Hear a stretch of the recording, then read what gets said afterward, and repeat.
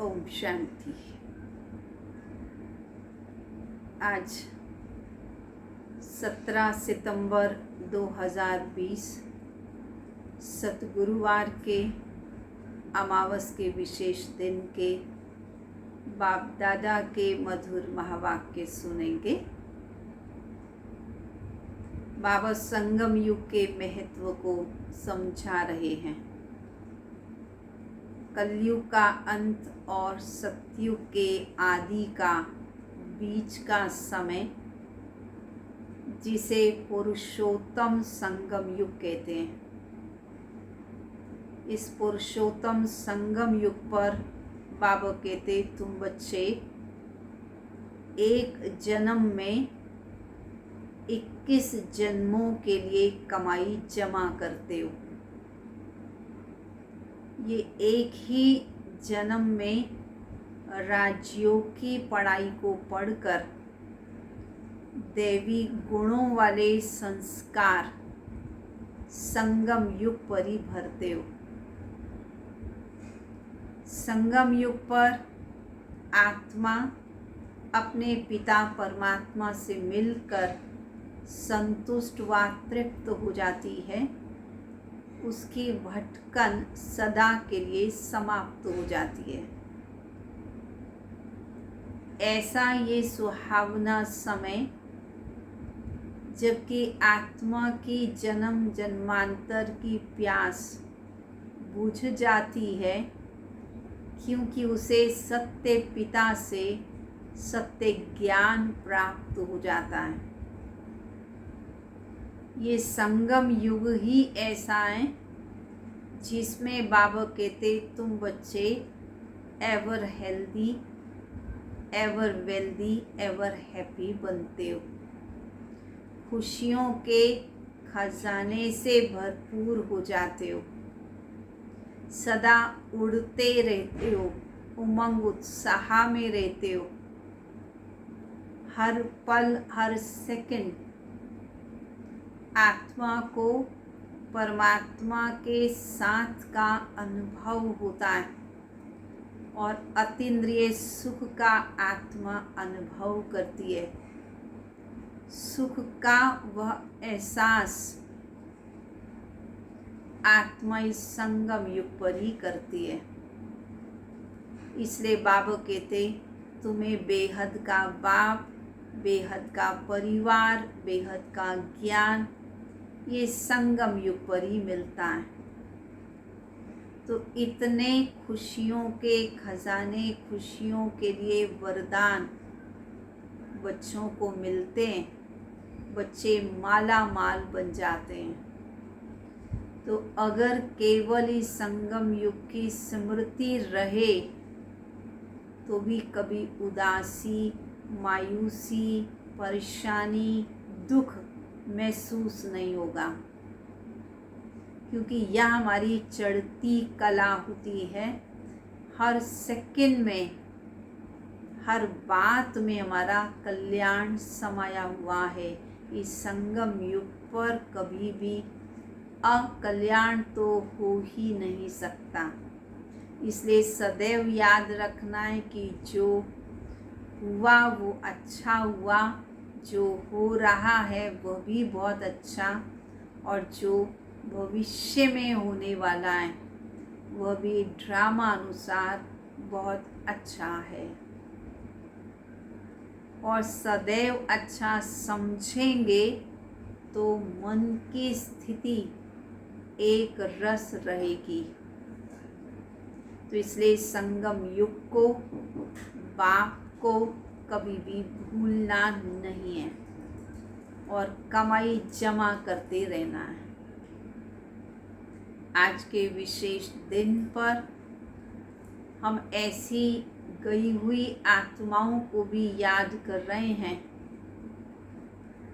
क्योंकि 84 के चक्र में अनेकों बार हम पुनर्जन्म के चक्र में आए, और हमारे संपर्क संबंध वाले भी 84 के चक्र में आए। उन फाउंडेशन को, उन जड़ों को, उन पितरों को हम याद करते हुए उनकी अंतिम विदाई करते हैं। योग बल उनको प्रदान करते हैं, योग का सहयोग देते हैं, ताकि हर आत्मा जो भी पार्ट बजा रही है वो अच्छे से अच्छा पार्ट बजा सके। सुनेंगे बाबा के महावाक्यों को। मीठे बच्चे,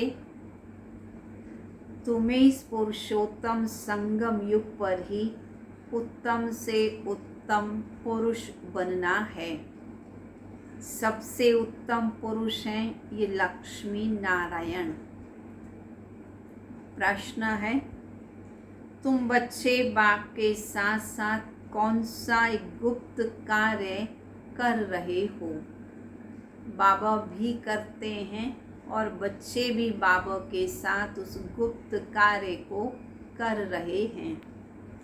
आदि सनातन देवी देवता धर्म और देवी राजधानी की स्थापना, तुम बाप के साथ गुप्त रूप में ये कार्य कर रहे हो। बाप बागवान है जो आकर कांटों के जंगल को फूलों का बगीचा बना रहे हैं। उस बगीचे में, सतयुगी बगीचे में, कोई भी खौफनाक, दुख देने वाली चीज़ें होती ही नहीं। चैतन्य फूलों का बगीचा बहुत सुंदर, खुशबूदार, सुख देने वाला होता है। गीत है, आखिर वह दिन आया आज जिस दिन का रास्ता तकते थे। ओम शांति। रूहानी बाप बैठ रूहानी बच्चों को समझाते हैं। समझाएंगे तो ज़रूर शरीर द्वारा ही। आत्मा शरीर बिगर कोई भी कार्य नहीं कर सकती। रूहानी बाप को भी एक ही बार पुरुषोत्तम संगम युग पर ही शरीर लेना पड़ता है। ये संगम युग है, इसको पुरुषोत्तम युग भी कहेंगे, क्योंकि संगम युग के बाद फिर सतयुग आता है। सतयुग को भी पुरुषोत्तम युग कहेंगे। बाप आकर स्थापना भी पुरुषोत्तम युग की करते हैं। संगम युग पर आते हैं तो ज़रूर वह भी पुरुषोत्तम युग हो गया। बाप तुम बच्चों को यहाँ ही पुरुषोत्तम बनाते हैं, फिर तुम पुरुषोत्तम नई दुनिया में रहते हो। पुरुषोत्तम अर्थात उत्तम से उत्तम पुरुष। ये राधे कृष्ण अथवा लक्ष्मी नारायण हैं। ये ज्ञान भी तुमको है और धर्म वाले भी मानेंगे बरोबर ये स्वर्ग के मालिक हैं। इस बात को तो सभी मानेंगे कि लक्ष्मी नारायण स्वर्ग के मालिक हैं। भारत की कितनी भारी महिमा है, परंतु भारतवासी खुद ही नहीं जानते। भारतवासियों को भले वो गाते हैं कि भारत स्वर्ग था, परंतु फिर भी जानते नहीं है, महसूस नहीं करते। कहते भी है ना, फलाना स्वर्गवासी हुआ, परंतु स्वर्ग क्या चीज़ है ये समझते नहीं हैं। आप ही सिद्ध करते हैं स्वर्ग गया, तो इसका अर्थ क्या हुआ कि नरक में था। स्वर्ग तो जब बाप स्थापन करे, वह तो नई दुनिया को ही स्वर्ग कहा जाता है। तो दो चीज़ें हैं, एक स्वर्ग और एक नरक। मनुष्य तो स्वर्ग को सोचते हैं कि लाखों वर्ष पहले स्वर्ग था। तुम बच्चे समझते हो कल ही स्वर्ग था, इनकी राजाई थी। फिर बाप से अभी तुम स्वर्ग का वर्षा ले रहे हो। कल स्वर्ग था, पुनर्जन्म लेते नरक बन गया, और अभी हम फिर पुरुषार्थ कर रहे हैं स्वर्ग बनाने का और स्वयं को स्वर्गवासी बनाने का। बाप कहते, मीठे लाडले बच्चे, तुम्हारी आत्मा पतित है, इसलिए नरक में है। कहते भी हैं अभी कलयुग के 40,000 वर्ष शेष पड़े हैं, तो ज़रूर कलयुग वासी ही कहेंगे। पुरानी दुनिया तो है ही। मनुष्य बेचारे घोर अंधियारे में हैं। पिछाड़ी में जब आग लगेगी वे सब खत्म हो जाएंगे। तुम तो प्रीत बुद्धि हो, तुम्हारी प्रीत एक बाबा से है, नंबर 1 पुरुषार्थ अनुसार। जितना प्रीत बुद्धि होंगे उतना ऊंच पद पाएंगे। सवेरे उठकर बहुत प्यार से बाप को याद करना है, भले प्रेम के आंसू भी आएं, क्योंकि बहुत समय के बाद बाप आकर मिले। बाप आकर के हमें दुखों से छुड़ाते हैं। हम विषय सागर में गोते खाते कितना दुखी होते आए हैं। अभी यह है रौरव नरक। इस रौरव नरक में तो बहुत प्रकार के दुख हैं। अभी तुमको बाबा ने सारे चक्र का राज समझाया है। मूल वतन क्या है वह भी बताया है। पहले तुम कुछ नहीं जानते थे और इस दुनिया को कहते हैं कांटों का जंगल। स्वर्ग को कहा जाता है गार्डन ऑफ फ्लावर, फूलों का बगीचा। बाप को बागवान भी कहते हैं। तुमको फूल से फिर कांटा कौन बना देता है? बाबा तो तुम्हें फूल बनाते हैं, फूलों के बगीचे में स्वर्ग में ले जाते हैं। फिर बाबा पूछते आखिर तुम्हें कांटा कौन बना देता है? रावण बना देता है। तुम बच्चे समझते हो भारत फूलों का बगीचा था और अब जंगल है, तो जंगल में तो जानवर बिच्छू आदि ही रहते हैं। सतयुग में कोई खौफनाक जानवर आदि होते ही नहीं। शास्त्रों में तो बहुत बातें लिख दी कि कृष्ण को सर्प ने डसा। अब कृष्ण सतयुग में था और उसको सर्प ने डसा, माना उसे भी जंगल बना दिया, जंगल समझ लिया। लेकिन वो तो फूलों का बगीचा था, तो बगीचे में तो सर्प आदि होते ही नहीं हैं। कृष्ण को फिर द्वापर में ले गए हैं। बाबा ने समझाया भक्ति बिल्कुल अलग चीज़ है और ज्ञान सागर तो एक बाप ही है, तो ज्ञान तो बिल्कुल अलग है। ऐसे नहीं ब्रह्मा विष्णु शंकर कोई ज्ञान के सागर हैं, नहीं, पतित पावन एक ही ज्ञान सागर को कहेंगे। ज्ञान से मनुष्य की सद्गति होती है। सद्गति के स्थाने दो, एक मुक्ति धाम, दूसरा जीवन मुक्ति धाम। अभी तुम बच्चे जानते हो ये राजधानी स्थापन हो रही है, परंतु गुप्त। बाप ही आकर आदि सनातन देवी देवता धर्म की स्थापना करते हैं। बाबा कहते तुम बच्चों का सारा कार्य बड़ा गुप्त रीति चलता है। कल बाबा बता रहे थे कि तुम्हारी लड़ाई भी बड़ी गुप्त है, किसी को मालूम भी नहीं पड़ता और तुम विकारों से लड़ाई करके जीत पाते और संपूर्ण निर्विकारी बन जाते हो।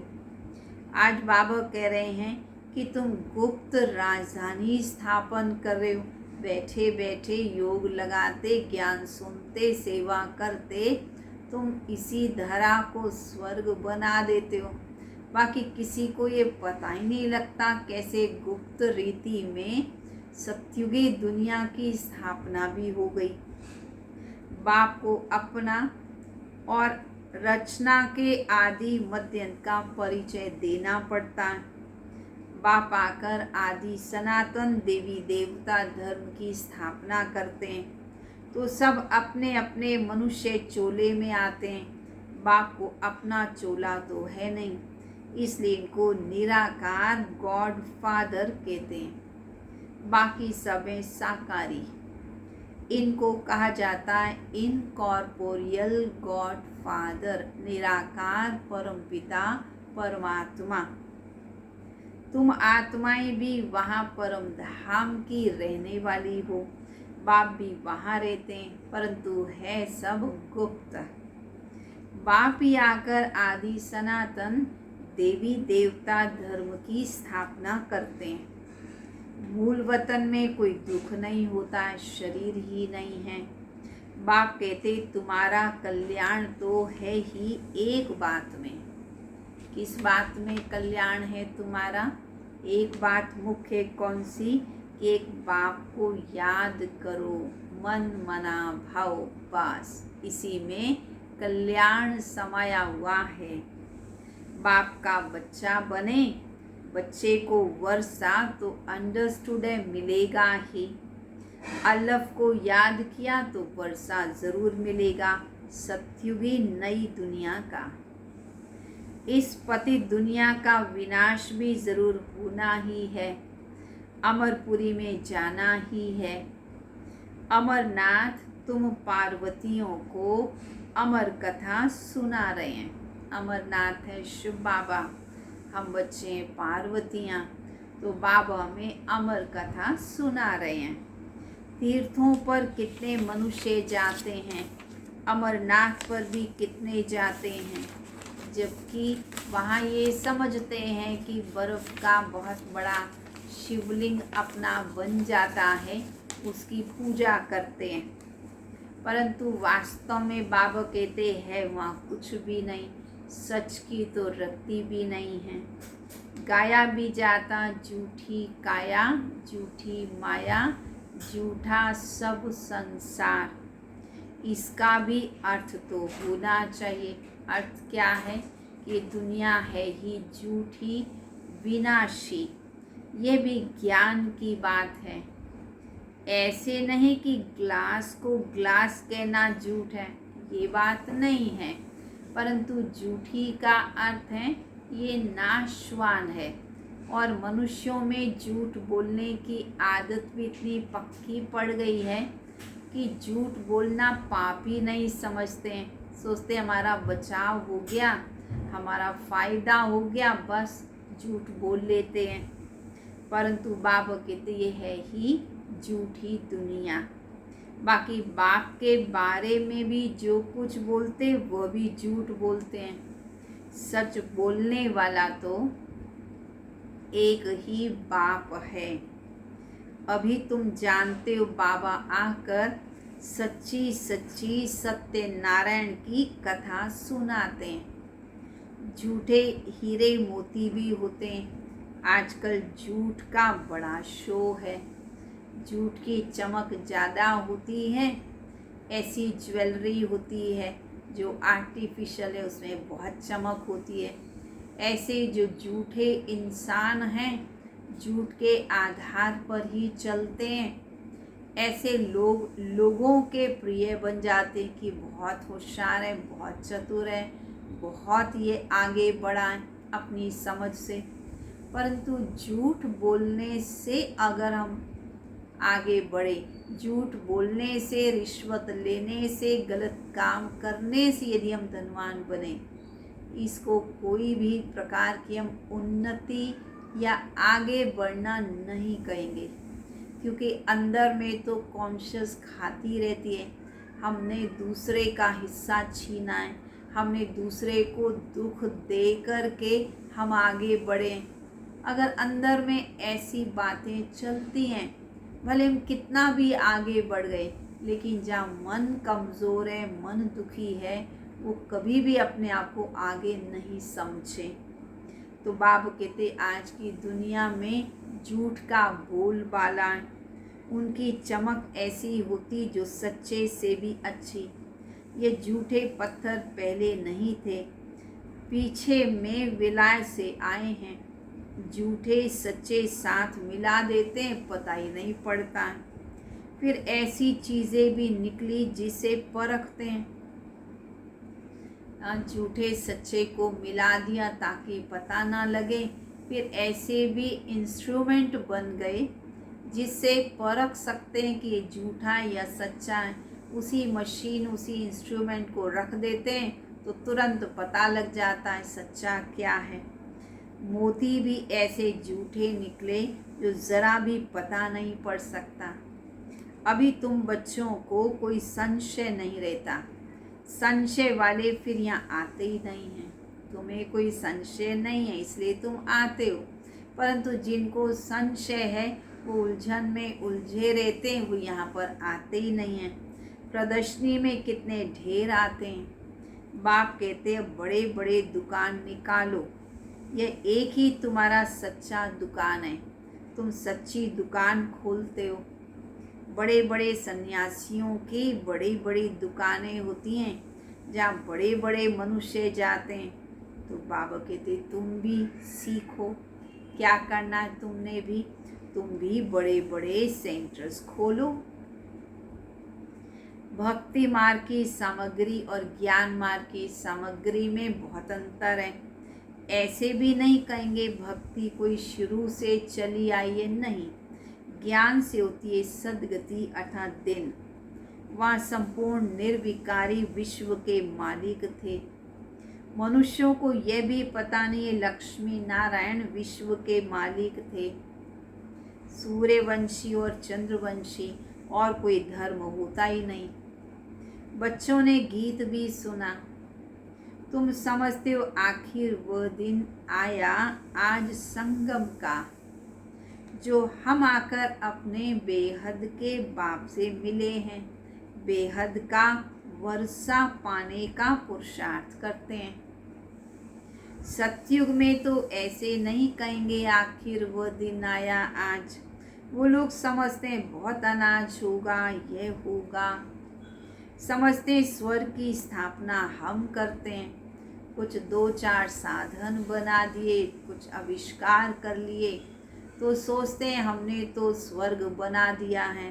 बाबा कहते ऐसी दुनिया को स्वर्ग नहीं कहेंगे। ये अल्पकालीन सुख है, लेकिन सदा के लिए तो इसमें दुख ही भरा हुआ है।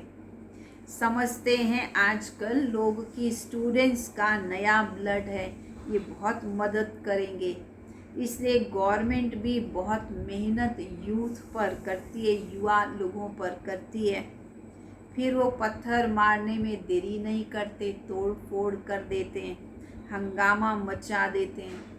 अब ऐसी होशियारी या ऐसा न्यू ब्लड भी किस काम का, जो देश का ही नुकसान कर दे, घर का नुकसान कर दे। ऐसे न्यू ब्लड का क्या फ़ायदा। तो यूथ को क्या चाहिए, जो ब्लड है, जो ताकत है, उसे विश्व के नव निर्माण के कार्य में लगाए, सत्युगी दुनिया की स्थापना के कार्य में लगाए, न कि डिस्ट्रक्शन के कार्य में लगाएं। अब बाबा कहते बच्चे, तुम्हारा है ब्लड कनेक्शन, तुम्हारा ब्लड कनेक्शन और तुम्हारा रूहानी कनेक्शन है। कहते हैं ना बाबा, हम आपके 2 मास के बच्चे हैं। कई कहते हैं बाबा हमारा रूहानी बर्थडे मनाओ। ईश्वरीय बर्थडे ही मनाना चाहिए। ईश्वरीय बर्थडे माना जब से हम बाबा के बने। हम कब बाबा के बने, कौन सी डेट थी जिस घड़ी में हमारा ये अलौकिक जन्म हुआ। बाबा कहते ये अलौकिक बर्थडे बड़ी धूमधाम से मनाना चाहिए। अच्छा सा बाबा को भोग भी स्वीकार कराएं, खुद भी खुशी में रहें और भोग फिर सबको खिलाएं भी, सबका मुख मीठा कराएं। तो बहुत धूमधाम से उसमें अपने रिश्तेदारों की भी सेवा करके उनको भी सेवा केंद्र तक लेकर के आएं, पार्टी करें। तो अलौकिक जन्मदिन को धूमधाम से मनाकर सेवा करनी चाहिए। वह जिस्मानी बर्थडे कैंसिल कर देना चाहिए। हम ब्राह्मणों को ही खिलाएंगे, कहना क्या चाहिए हम भाई, और रिश्तेदारों की बात हम तो ब्राह्मणों को ही खिलाएंगे। मनाना तो ये चाहिए ना। वह आसुरी जन्म, ये ईश्वरीय जन्म, रात दिन का फर्क है। परंतु जब निश्चय बुद्धि में आए ना, तब तो फिर अलौकिक बर्थडे का महत्व समझ में आएगा। जबकि दुनिया में क्या कर रहे हैं, ब्राह्मण बच्चे भी ऐसा करते हैं। लौकिक बर्थडे तो बड़ा धूमधाम से मना लेते हैं, रिश्तेदारों के साथ मना लेते हैं, खूब खर्चा भी कर देते हैं, बहुत आदान प्रदान गिफ्ट्स की भी कर देते हैं। और अलौकिक जन्मदिन को अगर मनाते भी हैं, कुछ तो मनाते ही नहीं हैं और सोचते हैं हमको तो इतने साल हो गए, अभी 20 साल से हम बाबा के हैं, इतने सालों से तो मना रहे थे बर्थडे, अब तो पुराने हो गए हैं, बूढ़े हो गए हैं, अब क्या मनाना। और दुनिया में हम क्या देखते हैं, 60 साल वाले अपना बर्थडे बड़ा धूमधाम से मनाते हैं, हम 60 साल के हो गए। तो यहाँ पर ज्ञान के हिसाब से तो 60 साल नहीं हुए ना। ज्ञान के हिसाब से यदि 15-20 साल हो भी गए तो कोई बहुत ज़्यादा थोड़ी हैं। फिर भी बाबा कहते 20 साल हुए या जितने भी साल हुए, हर दिन तो आपकी प्रोग्रेस हो रही है, हर दिन बाबा आपको आगे बढ़ा रहा है, हर दिन आपकी उन्नति हो रही है। हर दिन के हिसाब से आप बच्चे तन मन धन से खूब वृद्धि को पा रहे हो। तो ये अलौकिक जन्मदिन तो बड़ी धूमधाम से मनाना चाहिए, इसमें भी खूब खर्चा करना चाहिए। परंतु खुशी होगी तो फिर जहाँ खुशी है वहाँ धन भी खर्च होता ही है, आदान प्रदान भी होता ही है। तो बाबा कहते तुम्हारा है ये ईश्वरीय जन्म। ऐसा भी होता है, ईश्वरीय जन्म मनाते मनाते फिर कई रफू चक्कर भी हो जाते हैं। जन्मदिन मनाते हैं बड़े धूमधाम से और फिर देखो एकदम गायब, बाबा के बच्चे ही नहीं रहते हैं, फिर आसुरी दुनिया में चले जाते हैं। आजकल तो मैरिज डे भी मनाते हैं, शादी को जैसे कि अच्छा शुभ कार्य समझते हैं। जहनुम में जाने का दिन मनाते, वंडर है, बाबा को वंडर लगता है। और इस दुनिया के हिसाब से तो ये खुशी का ही दिन समझा जाता है कि दो आत्माओं का एक दूसरे से मिलान हुआ। परंतु खुशी उनको होती है जो अपने जीवन को बड़े संयम से मर्यादा पूर्वक एक दूसरे का रिगार्ड देते हुए प्यार से जीवन को चलाते हैं। वो खुशी से मैरिज डे भी मनाते हैं। और जो दुखी रहते हैं, जिनकी अंडरस्टैंडिंग नहीं होती है, हर छोटी सी बात में एक दूसरे को क्रिटिसाइज़ करते हैं, कमेंट्स पास करते हैं, दुख ही देते हैं, फिर वो अपना मैरिज डे दुनिया को दिखाने के लिए मना भी लेते हैं, पर अंदर में तो बेचारे बड़े दुखी होते हैं कि जब से इनका साथ मिला है तब से हमारा दुख दिनों दिन बढ़ता ही गया, पहले हम बड़े सुखी थे।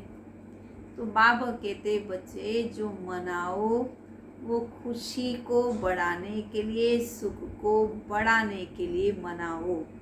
तो अलौकिक बर्थडे मनाओ। अब तुमको तो ईश्वरीय बर्थडे ब्राह्मणों के साथ ही मनाना है। हम शिव बाबा के बच्चे हैं, हम बर्थडे मनाते हैं तो शिव बाबा की याद रहेगी। जो बच्चे निश्चय बुद्धि हैं उनको जन्मदिन मनाना चाहिए और वो आसुरी जन्म ही भूल जाएं, ये भी बाबा राय देते हैं। अगर पक्के निश्चय बुद्धि हैं तो बस हम तो बाबा के बन गए, मेरा तो एक शिव बाबा दूसरा ना कोई, फिर अंत मते सो गति हो जाएगी। बाप की याद में मरे तो दूसरे जन्म में भी यही ज्ञान मिलेगा। नहीं तो अंतकाल जो कहावत है, अंतकाल जो स्त्री सिमरे वल वल वह कैसा पद पाए। शास्त्रों में तो बहुत गंदा नाम दे दिया, लेकिन बाबा बच्चों को क्या कहती है, उसका अर्थ क्या है कि अगर अंत में भी विकारों की स्मृति रहती है तो सद्गति तो आत्मा की कदापि हो नहीं सकती। यहाँ फिर कहते अंत समय गंगा का तट हो, गंगा जल मुख में हो, तो प्राण तन से निकले तो अहो भाग्य। ये सब भक्ति मार्ग की बातें। तुमको बाबा कहते शरीर छूटे तो भी तुम स्वदर्शन चक्रधारी रहो, बुद्धि में बाप और चक्र याद हो। सो ज़रूर जब पुरुषार्थ करते रहेंगे तब तो अंतकाल याद आएगी। अपने को आत्मा समझो और बाप को याद करो, क्योंकि तुम बच्चों को अब वापस जाना है अशरीरी होकर। या पाठ बजाते बजाते सतो प्रधान से तमो प्रधान बने हो, अब फिर सतो प्रधान बनना है। इस समय आत्मा इम्प्योर है तो शरीर भी प्योर कैसे मिल सकता। बाबा ने बहुत मिसाल समझाए हैं। क्यों, ये ब्रह्मा बाबा भी जवाहरात का धंधा करते थे ना। खाद जेवर में नहीं सोने में पड़ती है, सोने में मिलावट कर देते हैं तो जेवर भी मिलावट वाला बनता है। अगर आत्मा में खाद पड़ गई तो फिर आत्मा कर्म भी वैसे ही करती है। 24 कैरेट से 22 कैरेट बनाना होगा तो चांदी डालेंगे, अभी तो सोना है नहीं, सबसे लेते रहते हैं।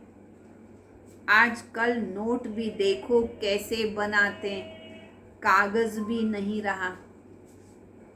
बच्चे समझते कल्प कल्प ऐसा होता आया है, पूरी जांच रखते हैं, लॉकर्स आदि खुलाते हैं, जैसे किसी की तलाशी आदि ली जाती है ना। बाबा कहते बच्चे गायन है, किसी की दबी रहेगी धूल में, किसकी राजा खाए, किसकी चोर लूट जाए, किसकी आग जलाए। सफली होएगी उनकी जो खर्चे नाम धनी के। तुम बच्चे जानते हो ये सब होना ही है। इसलिए बैगेज तुम भविष्य के लिए तैयार कर रहे हो, और कोई को मालूम थोड़ी है।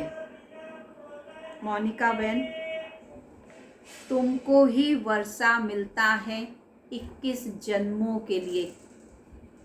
तुम्हारे ही पैसे से भारत को स्वर्ग बना रहे हैं, जिसमें फिर तुम ही निवास करोगे। तुम बच्चे अपने पुरुषार्थ से आप ही राज तिलक लेते हो। गरीब निवाज बाबा स्वर्ग का मालिक बनाने आए हैं, लेकिन बनेंगे तो अपनी पढ़ाई से ना, कृपा व आशीर्वाद से नहीं। टीचर का तो पढ़ाना धर्म है, कृपा की बात नहीं है। टीचर को गवर्नमेंट से पगार मिलती है, सो तो ज़रूर पढ़ाएंगे, इतना बड़ा इजाफा मिलता है। पद्मा पद्मपति तुम बनते हो। तुम इस पढ़ाई को पढ़ाकर पद्मा पद्मपति बनते हो। कृष्ण के पाँव में पद्म की निशानी देते हैं। तुम यहाँ आए हो भविष्य में पद्मपति बनने। तुम बहुत सुखी साहूकार अमर बनते हो, काल पर विजय पाते हो। इन बातों को मनुष्य तो समझ नहीं सकते। तुम्हारी आयु पूरी हो जाती है, तुम अमर बन जाते हो। उन्होंने फिर पांडवों के चित्र लंबे चौड़े बना दिए हैं। समझते पांडव इतने लंबे थे, अब पांडव तो तुम बच्चे हो।